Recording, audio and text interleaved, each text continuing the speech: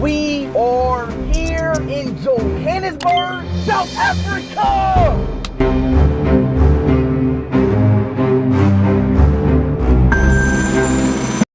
Ni umusore wavukiye mu buzima bubi akagera ku rwego rwo kuba umwe mu bantu bakurikirwa cyane ku isi ku rubuga rwa YouTube ariwe iShowSpeed. Mu by'ukuri uyu musore ni muntu ki yatangaje ko agiye kuza mu Rwanda rwa Gasabo. Abatari bake higanjemo urubyiruko rukoresha imbuga nkoranyambaga kurusha abandi. Kuri ubu ngubu mu Rwanda intero n'inyikirizo ari uko iShowSpeed agiye kuza mu Rwanda. Muri iyi documentary twaguteguriye turagaruka ku buzima bwihariye bwite bw'uyu musore, aho yakuriye, imyaka afite, icyatumye yamamara ku isi yose, amafaranga yinjiza mu kwezi, impamvu agiye kuza mu Rwanda rwa Gasabo. Ibi byose n'ibindi tutakubwiye tugiye kubigarukaho mu buryo burambuye hano muri iyi documentary y'uyu munsi twaguteguriye. Ndagusaba gutindana natwe gusoza iyi video kugeza irangiye kugira ngo umenye neza byihariye ibi ubuzima bw'uyu musore, amateka y'uyu musore, byinshi utamumenyeho, ibikorwa byiwe, icyatumye yamamara. Ndagira ngo byose uko byakabaye mbigarukeho cyangwa se tubirambure muri documentaire y'uyu munsi. Mbahaye ikaze. Ngewe wayiguteguriye nkaba ngiye no kuyikugezaho, nitwa Mr Alex. Iyi ngiyi ni Umva X.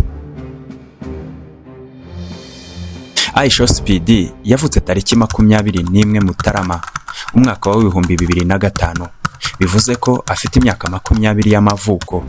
Avuka muri Leta Zunze Ubumwe za Amerika mu mujyi wa Cincinnati. Afite ababyeyi be bombi, bose kandi baramushyigikira mu bikorwa byiwe bya buri munsi. Aho papa we ari umuhanzi w'indirimbo benshi muzi nka hip hop cyangwa se rap. Hey, son on my USA tour in Florida, Miami, you know what I'm saying? I heard you took it. What's up, man? Come on, hey look, wait. Let's get this. We are here in Botswana. Spin up the devil. Blood, tears, and I'm putting sweat to this. I trained for this. This is my life. Uyu Speed yamamaye cyane mu bikorwa birimo live streaming,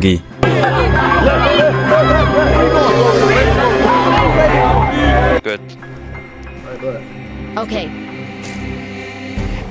umuhanzi wa hip hop cyangwa se rap, umukinnyi w'imikino ya video gaming. Speed azwi cyane kubera live streaming ze z'imikino ya FIFA, Sport FC n'indi mikino yatumye amenyekana cyane ku rwego mpuzamahanga, agaragaza amarangamutima ye cyane, harimo kumoka n'ibindi bikorwa byinshi akora bitangaje igihe aba ari mu kazi kiwe ka buri munsi. Uyu musore udasanzwe kubera igikundiro afite bituma yinjiza akayabo k'amafaranga angana no hagati y'ibihumbi 300 by'idolari na miliyoni 1 y'idolari yinjiza buri kwezi. Ese mu by'ukuri ni ayo mafaranga yavana? Cyane ko yinjiza bakeya muri isanzure dutuye.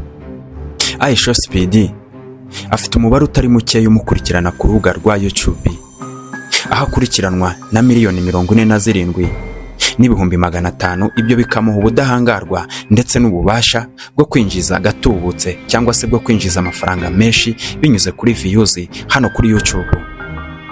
Mu bindi bikorwa bimwinjiriza harimo live streaming, sponsorship cyangwa se abaterankunga, indirimbo n'ibitaramo. Mu magambo make numwe mu basore bakize cyane bakomotse ku rubuga rwa YouTube ku myaka mikeya cyane kubera igikundiro.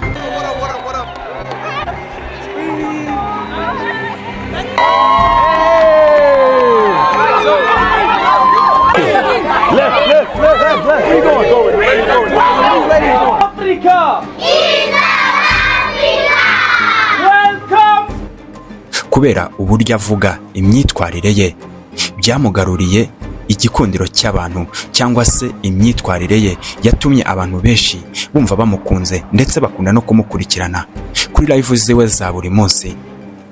Uyu niwe yitwa Speed cyangwa se iShowSpeed, umusore w'igitangaza. Dore imwe mu mpamvu itumye ageze mu Rwanda. Speed arimo kuzenguruka Afurika, aho afite iminsi 28 gusa. Yatangaje ko azasura ibihugu 20 harimo n'u Rwanda rwa Gasabo. Ni amahirwe akomeye ku Rwanda ndetse n'abanyarwanda, by'umwihariko mu bikorwa byo kwamamaza no kumenyekanisha amateka y'u Rwanda rwacu. Muri ayo mateka harimo gusobanurirwa jenoside yakorewe abatutsi 1994. Si ibyo gusa kuko azagaragaza isura n'iterambere ry'u Rwanda nyuma y'amateka mabi yaruranze ko rwiyubatse mu bikorwa bitandukanye by'iterambere.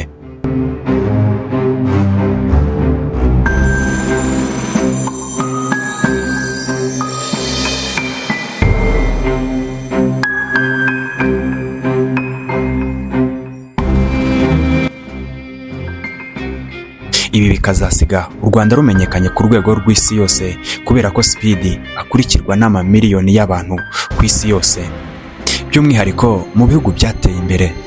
Tugana ku musozo, muri iyi dokimateri igaragaje ko umwana muto ufite telefone n'inzozi ashobora guhindura isi muri rusange ndetse n'abayituye. Iyi nkuru kandi yerekanye ko kugira intego, kwihangana, kwigirira icyizere, kudacika intege bishobora gutuma uba umuntu udasanzwe mu gihe runaka. Irindi somo rikomeye uyu musore Speedy asigira urubyiruko rwa hano muri Afurika nuko kwigirira icyizere, kudacika intege, guhozaho, kumenya aho uri kugana, ibyo byose bishobora gutuma ugera ku ntsinzi mu gihe gitoya. Ushobora kuba unkurikiranye hano kuri Umva X, ufite ibintu byinshi ukora ariko ukaba ubona ugerageza byaranze. Ndagira ngo nkubwire ngo we giving up, komeza ugerageze. Intumbero yawe cyangwa se amaso yawe yahanga imbere aho ushaka kugana. Uyu munsi niba byanze, ejo bizemera. Ikintu cya mbere ni ukwigirira icyizere ndetse ugahindura strategy y'uburyo wakoragamo ibintu byawe. Ejo bizemera, mu isaha imwe byakwemera. Gerageza kugeza ubaye successful. We giving up mu gihe utaragera ku ntsinzi yawe. Uyu musore Aisho Speedy ni urugero rwiza rwo gukomeza kugerageza guhanga udushya, kuguma ku kintu cyawe ukunze ndetse wishimiye. Nta kabuza, ibyo ari byo byose uzagera ku ntsinzi. Igihe runaka, umwaka runaka, ukwezi runaka, uzagera ku ntsinzi. Nguhaye ikaze wowe wankurikiranaga hano kuri Umva X. Ngewe waguteguriye iki cyegeranyo cyangwa se iyi documentary nkanayikugezaho, nitwa Mr. Alex.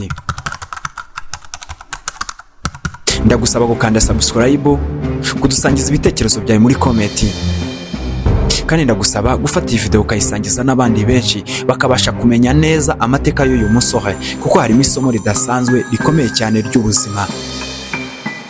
Ndagukunda cyane, reka dusubire muri video iri bukurikire.